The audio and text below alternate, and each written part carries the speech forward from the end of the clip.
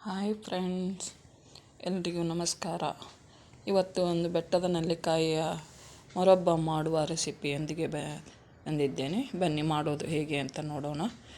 ಈಗ ಒಂದು ಪಾತ್ರೆಯಲ್ಲಿ 1.5 ಲೀಟರ್ನಷ್ಟು ನಾನು ನೀರನ್ನು ತೆಗೆದುಕೊಳ್ತಾ ಇದ್ದೇನೆ. ಇದರ ಮೇಲೆ ಹೋಲಿರುವಂಥ ಒಂದು ಪಾತ್ರೆಯನ್ನು ನಾನು ಇಟ್ಕೊಂಡಿದ್ದೇನೆ. ಈಗ ಇದರಲ್ಲಿ ಒಂದು ಅರ್ಧ kg ಬೆಟ್ಟದ ನೆಲ್ಲಿಕಾಯಿಯನ್ನು ನಾನು ಹಾಕ್ಕೊಳ್ತಾ ಇದ್ದೇನೆ. ಈಗ ಇವನ್ನ ಹಬೆಯಲ್ಲಿ ಬೇಯಿಸಿಕೊಳ್ಳಬೇಕು.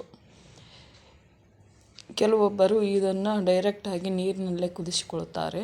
ಹಾಗೆ ಮಾಡುವುದು ತಪ್ಪು. ಯಾಕೆಂದರೆ ಇದರಲ್ಲಿರುವ ಪೋಷಕಾಂಶಗಳೆಲ್ಲವೂ ಅದರಲ್ಲಿ ಹೊರಟು ಹೋಗುತ್ತೆ. ಆದ ಕಾರಣ ಹಾಗೆ ಮಾಡಬಾರದು. ಹೀಗೆ ಹಬೆಯಲ್ಲಿ ಬೇಯಿಸಿಕೊಂಡರೆ ಅದರ ಪೋಷಕಾಂಶಗಳು ಅದರಲ್ಲೇ ಉಳಿದುಕೊಳ್ಳುತ್ತವೆ. ಹಾಗಾಗಿ ನಾನು ಹಬೆಯಲ್ಲಿ ಬೇಯಿಸ್ಕೊಳ್ತಾ ಇದ್ದೀನಿ. ಈ ವಿಡಿಯೋವನ್ನು ನೋಡಿದವರೆಲ್ಲರೂ ಲೈಕ್ ಮಾಡಿ, ಶೇರ್ ಮಾಡಿ, ಸಬ್ಸ್ಕ್ರೈಬ್ ಮಾಡಿ ಹಾಗೂ ನಿಮ್ಮ ಫ್ಯಾಮಿಲಿ ಫ್ರೆಂಡ್ಸ್ಗೆ ಶೇರ್ ಮಾಡಿ. ಹೀಗೆ ಒಂದು ಪ್ಲೇಟನ್ನು ಅದರ ಮೇಲೆ ಮುಚ್ಚಿ ಇದನ್ನು 15ರಿಂದ 20 ನಿಮಿಷ ಹಬೆಯಲ್ಲಿ ಬೇಯಿಸ್ಕೊಳ್ಬೇಕು. ಹೀಗೆ ಬೇಯಿಸ್ಕೊಂಡ ನಂತರ ಇದನ್ನು ಪ್ಲೇಟ್ ಓಪನ್ ಮಾಡಿ ನಾವು ಬೆಂದಿದೆ ಇಲ್ವೋ ಅಂತ ಒಂದು ಚಾಕುವನ್ನು ಚುಚ್ಚಿ ನೋಡಿದಾಗ ತಿಳಿಯುತ್ತೆ ಚೆನ್ನಾಗಿ ಬೆಂದಿದೆ ಅಂತ. ಈಗ ಗೊತ್ತಾಗುತ್ತೆ. ಇದು ಬೆಂದ ತಕ್ಷಣ ಹೊರಗೆ ತೆಗೆದು ಸ್ವಲ್ಪ ಆರಲು ಬಿಡಬೇಕು. 1-2 ನಿಮಿಷ ಆರಲು ಬಿಟ್ಟು ಇದರಲ್ಲಿರುವ ಬೀಜಗಳನ್ನು ಓಪನ್ ಮಾಡಬೇಕು, ಹೊರ ತೆಗೆಯಬೇಕು. ನೋಡಿ, ಈಗ ಸ್ವಲ್ಪ ಆರಿದೆ. ನೋಡಿ ಹೇಗೆ ಬಾಯಿ ಬಿಟ್ಕೊಂಡಿರ್ತವೆ ಅಂತ. ಹೀಗೆ ಬಾಯಿ ಬಿಟ್ಕೊಂಡಿರಿದಾಗ ನಮಗೆ ಈ ಬೀಜಗಳನ್ನು ಹೊರ ತೆಗೆಯಲು ಬರುತ್ತವೆ.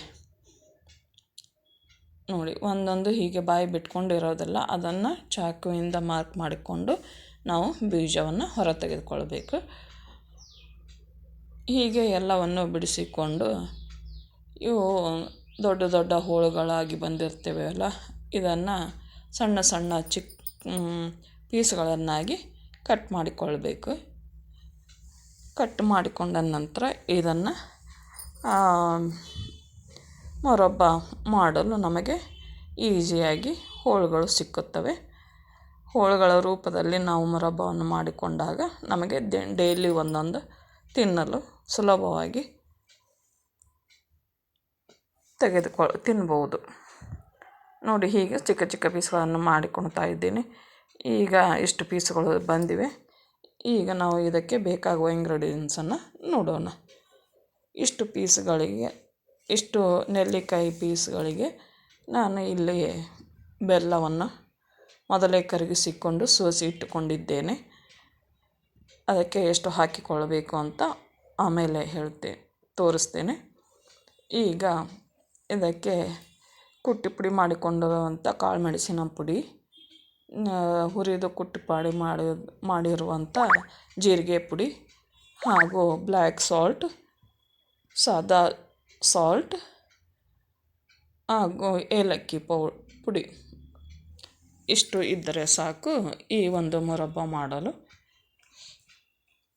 ಸ್ವಲ್ಪ ಕಡಿಮೆ ಇಂಗ್ರೀಡಿಯೆಂಟ್ಸಲ್ಲಿ ಈ ಮೊರಬ್ಬವನ್ನು ನಾವು ತಯಾರಿಸಿಕೊಳ್ಬೋದು. ನೋಡಿ, ಈಗ ಈ ರೌಂಡಾಗಿರುವಂಥ ಬಟ್ಟಲಾಕಾರದಲ್ಲಿ ಇರುವಂಥ ಸ್ಪೂನನ್ನು ತೆಗೆದುಕೊಂಡು ಅದರಲ್ಲಿ 3 ಚಮಚದಷ್ಟು ನಾನು ಪಾಕವನ್ನು ಹಾಕಿಕೊಳ್ತಾ ಇದ್ದೇನೆ. ಈ ಪಾಕವನ್ನು ಸ್ವಲ್ಪ ಬಿಸಿ ಮಾಡಲು ಬಿಡಬೇಕು. ಬಿಸಿ ಆದ ನಂತರ ಸ್ವಲ್ಪ ಕೈಯಾಡಿಸಿ ಇದರಲ್ಲಿ ನಾವು ಹೋಳು ಮಾಡಿಟ್ಟುಕೊಂಡಿರುವಂಥ ನೆಲ್ಲಿಕಾಯಿಯ ಹೋಳುಗಳನ್ನು ಇದಕ್ಕೆ ಹಾಕಿಕೊಂಡು ಮಿಕ್ಸ್ ಮಾಡಬೇಕು. ನೋಡಿ, ಈಗ ಸ್ವಲ್ಪ ಬಿಸಿಯಾಗಿದೆ. ಇದನ್ನು ಸ್ವಲ್ಪ ಕೈಯಾಡಿಸ್ತಾ ಇದ್ದೀನಿ. ಈಗ ಇದಕ್ಕೆ ಹೋಳುಗಳನ್ನು ನಾನು ಸೇರಿಸ್ಕೊಳ್ತಾ ಇದ್ದೇನೆ. ಸೇರಿಸಿಕೊಂಡು ಇದನ್ನು ಆಗಲೇ ಹೇಳಿದಂತೆ ಮಿಕ್ಸ್ ಮಾಡಿಕೊಳ್ಬೇಕು. ಮಿಕ್ಸ್ ಮಾಡಿಕೊಂಡು ಇದನ್ನು ಹೀಗೆ ಒಂದು 20-25 ನಿಮಿಷ ಇದನ್ನು ಪಾಕದಲ್ಲಿ ಬೇಯಿಸ್ಕೊಳ್ಬೇಕು. ನೆಲ್ಲಿಕಾಯಿಯ ಬಣ್ಣ ಇನ್ನೂ ಸ್ವಲ್ಪ ಚೇಂಜ್ ಆಗುತ್ತೆ, ಅಲ್ಲಿವರೆಗೂ ಇದನ್ನು ಕುದಿಸ್ಕೊಳ್ಬೇಕು. ಆಮೇಲೆ ಬೆಲ್ಲದ ಪಾಕವು ಒಂದೆಳೆ ಪಾಕದಂತೆ ಬರುವ ತನಕ ಇದನ್ನು ಕುದಿಸ್ಕೊಳ್ಬೇಕಾಗುತ್ತೆ. ಆಗ ಇದು ಮೊರಬ್ಬ ರೆಡಿಯಾಗುತ್ತೆ.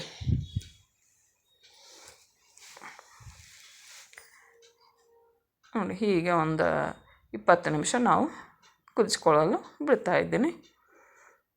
ಈಗ 20 ನಿಮಿಷದ ನಂತರ ಸ್ವಲ್ಪ ಬೆಲ್ಲದ ಪಾಕ ಕಡಿಮೆ ಆಯಿತು ಅಂತ ಅನ್ನಿಸ್ತು. ಅದಕ್ಕೆ ಈಗ ಇನ್ನೂ ಅರ್ಧ ಚಮಚದಷ್ಟು ನಾನು ಬೆಲ್ಲದ ಪಾಕವನ್ನು ಹಾಕಿಕೊಳ್ತಾ ಇದ್ದೀನಿ. ಹಾಕಿಕೊಂಡು ಹೀಗೆ ಕೈ ಆಡಿಸಿ ಇನ್ನೂ ಒಂದು 10 ನಿಮಿಷ ಇದರಲ್ಲಿ ಬೇಯಿಸ್ಕೊಳ್ಬೇಕು. ಈ ನೆಲ್ಲಿಕಾಯಿ ಮೊರಬ್ಬವು ತಿನ್ನಲು ತುಂಬ ರುಚಿಕರವಾದದ್ದು ಹಾಗೂ ಆರೋಗ್ಯಕ್ಕೂ ಕೂಡ ಒಳ್ಳೆಯದು. ಇದರಲ್ಲಿ ವಿಟಮಿನ್ ಸಿಯು ಹೇರಳವಾಗಿ ಇರುವುದರಿಂದ ನಮ್ಮ ಕೂದಲಿಗೂ ಮತ್ತು ಚರ್ಮಕ್ಕೂ ತುಂಬ ಉಪಯುಕ್ತವಾದಂಥ ಒಂದು ಬೆಟ್ಟದ ನೆಲ್ಲಿಕಾಯಿ ಅಂತ ಹೇಳ್ಬೋದು.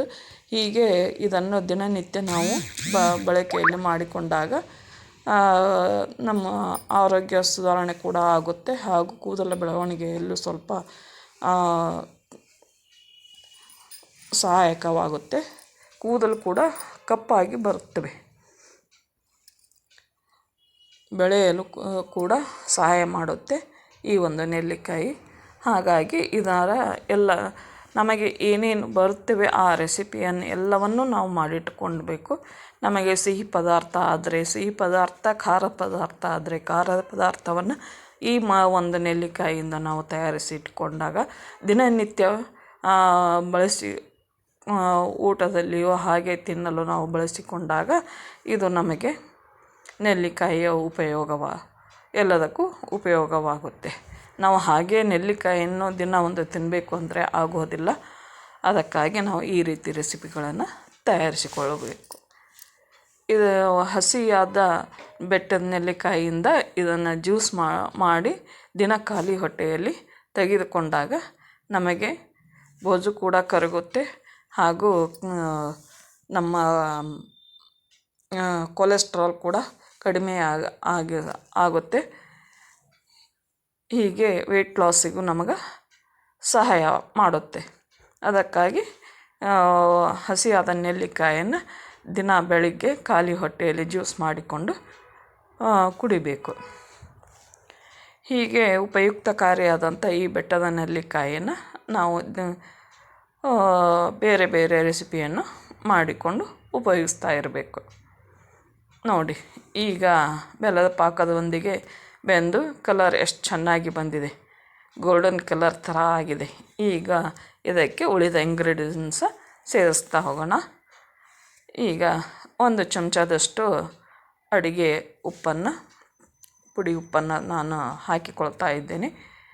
ಈಗ ಬ್ಲ್ಯಾಕ್ ಸಾಲ್ಟ್ ಒಂದು ಅರ್ಧ ಚಮಚದಷ್ಟು ಹಾಕಿಕೊಳ್ತಾ ಇದ್ದೀನಿ. ಈಗ ಇದಕ್ಕೆ ಹುರಿದ ಕುಟ್ಟಿ ಪುಡಿ ಮಾಡಿದಂಥ ಜೀರಿಗೆ ಪೌಡರ್ ಮತ್ತು ಕಾಳು ಮೆಣಸಿನ ಪುಡಿ 1 ಚಮಚದಷ್ಟು ಮತ್ತು ಇದಕ್ಕೆ 1 ಚಮಚದಷ್ಟು ಏಲಕ್ಕಿ ಪುಡಿಯನ್ನು ಸೇರಿಸಿಕೊಂಡು ಇದನ್ನು ಮಿಕ್ಸ್ ಮಾಡಬೇಕು. ಮಿಕ್ಸ್ ಮಾಡಿದ ನಂತರ ಇದನ್ನು 1-2 ನಿಮಿಷಗಳ ಕಾಲ ಕುದಿಸ್ಕೊಳ್ಬೇಕು. ಏಕೆಂದರೆ ಈ ಎಲ್ಲ ಇಂಗ್ರೀಡಿಯೆಂಟ್ಸ್ ಹಾಕಿರ್ತೀವಿ ಅಲ್ವಾ, ಅದರ ಫ್ಲೇವರ್ ಅದು ನೆಲ್ಲಿಕಾಯಿ ಹೀರಿಕೊಳ್ಬೇಕು. ಹೀರಿಕೊಂಡಾಗ ನಮಗೆ ತಿಂದಾಗ ಫ್ಲೇವರ್ ಚೆನ್ನಾಗಿ ಬಾಯಲ್ಲಿ ಒಂಥರ ಘಮ ಬರುತ್ತೆ. ನೋಡಿ, ರೆಡಿ ಆಯಿತು ನಮ್ಮ ನೆಲ್ಲಿಕಾಯಿಯ ಮೊರಬ್ಬ. ಇದಕ್ಕೆ ಸಕ್ಕರೆ ಕೂಡ ಬಳಸ್ಕೊಳ್ತಾರೆ, ಆದರೆ ಸಕ್ಕರೆಗಿಂತ ಬೆಲ್ಲವನ್ನು ಉಪಯೋಗಿಸೋದು ಸೂಕ್ತ ಅಂತ ನಾನು ಇಲ್ಲಿ ಬೆಲ್ಲವನ್ನು ಉಪಯೋಗಿಸಿದ್ದೇನೆ. ನೋಡಿ, ಈಗ ಗ್ಯಾಸ್ ಆಫ್ ಮಾಡಿಕೊಂಡು ಇದನ್ನು ಆರಲು ಬಿಡಬೇಕು. ಇದೇ ಪಾತ್ರೆಯಲ್ಲಿ ನಾವು ಆರಲು ಬಿಟ್ಟರೆ ಅದು ತುಂಬ ಟೈಮ್ ತಗೊಳ್ಳುತ್ತೆ. ಯಾಕಂದರೆ ಪಾತ್ರೆ ತುಂಬ ಬಿಸಿಯಾಗಿರುತ್ತೆ ಅಲ್ವ, ಅದಕ್ಕೆ ಬೇರೊಂದು ಪಾತ್ರೆಗೆ ಇದನ್ನು ಹಾಕಿಕೊಳ್ಬೇಕು. ಹಾಕಿಕೊಂಡು ಆರಲು ಬಿಡಬೇಕು. ಪೂರ್ತಿ ತಣ್ಣಗಾದ ನಂತರ ಇದನ್ನು ಒಂದು ಗಾಜಿನ ಭರಣಿಯಲ್ಲಿ ಹಾಕಿ ಇಟ್ಟುಕೊಳ್ಬೇಕು.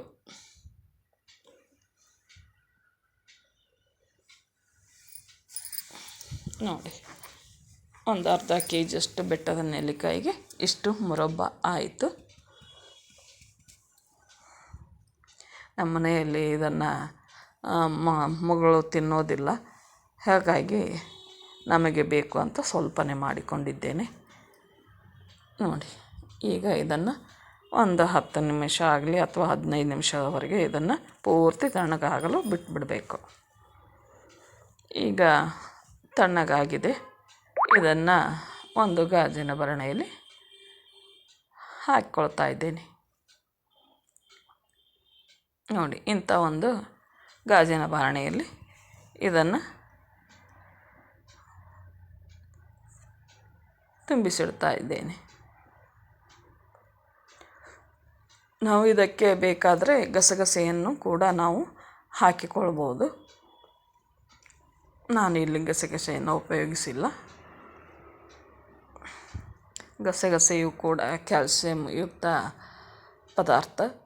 ಅದನ್ನು ಉಪಯೋಗಿಸಿಕೊಂಡರೆ ತುಂಬ ಸಹಾಯಕವಾಗುತ್ತೆ.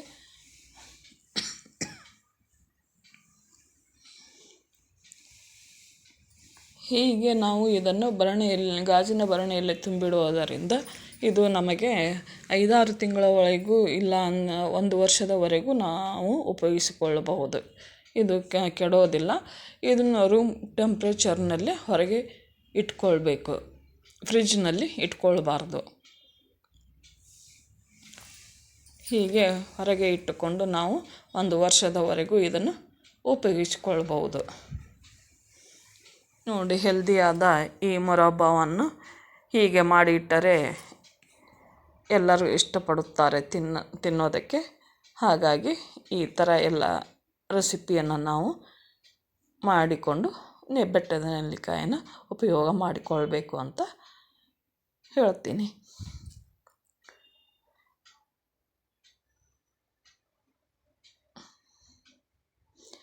ನಾವು ಕೂದಲ ಬೆಳವಣಿಗೆಯಲ್ಲಿ ಇದನ್ನು ಪೌಡ್ರನ್ನು ಮಾಡಿಟ್ಕೊಂಡು ಕೂಡ ಇದನ್ನು ಉಪಯೋಗಿಸ್ಕೊಳ್ಬೋದು. ಮೆಹಂದಿಯೊಂದಿಗೆ ಇದನ್ನು ಉಪಯೋಗಿಸಿಕೊಂಡು ನಾವು ತಲೆಗೆ ಹಚ್ಚಿಕೊಂಡಾಗ ನಮ್ಮ ಕೂದಲು ಕೂಡ ಕಪ್ಪಾಗುತ್ತವೆ, ಬೆಳವಣಿಗೆ ಆಗುತ್ತವೆ ಅಂತ ಎಲ್ರಿಗೂ ತಿಳಿದ ವಿಷಯ. ಹಾಗಾಗಿ ಇದನ್ನು ಉಪಯೋಗಿಸ್ಕೊಳ್ಬೇಕು. ಈಗ ಮುರಬ್ಬವನ್ನು ಒಂದು ಟೇಸ್ಟ್ ಮಾಡೋಣ, ಹೇಗಿದೆ ಅಂತ ನೋಡೋಣ. ವಾವ್, ತುಂಬ ಸೂಪರಾಗಿ ಬಂದಿದೆ. ಟೇಸ್ಟ್ ಕೂಡ ಸಖತ್ತಾಗಿ ಬಂದಿದೆ. ನೀವು ಎಲ್ಲರೂ ಮಾಡಿ ನೋಡಿ, ಮನೆಯಲ್ಲಿ ತಿಂದು ನೋಡಿ ಹೇಗಾಗಿದೆ ಅಂತ ನಮಗೆ ತಿಳಿಸಿ ಕಮೆಂಟ್ ಮೂಲಕ.